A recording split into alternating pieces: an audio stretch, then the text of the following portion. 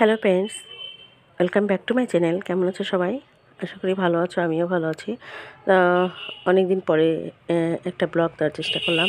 জানি না কেমন হবে। তো আমি নতুন ককাটেল পাখি কিনেছি, তো তারই একটা ভিডিও দিলাম।